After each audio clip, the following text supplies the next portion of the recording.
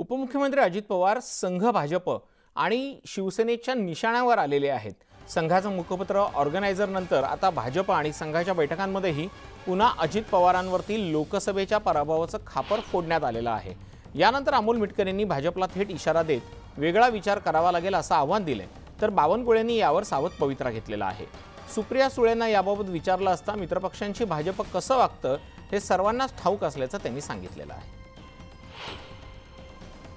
अंजली दमानिया असतील, अण्णा हजारेंच्या नावाने केलेलं कुरघोडी असेल, हे सातत्यानं बदनाम करण्याचा प्रकार होतोय।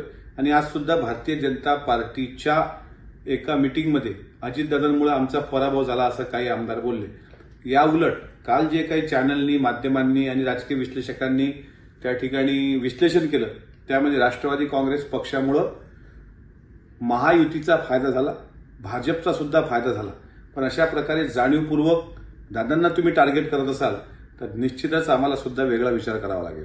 काही इतर शत्रू जे आमचे आहेत, आमच्यावरती प्रेम करणारे जे आहेत, ते विरोधकांच्याकडनं उठवण्यात आलेली अवही आहे।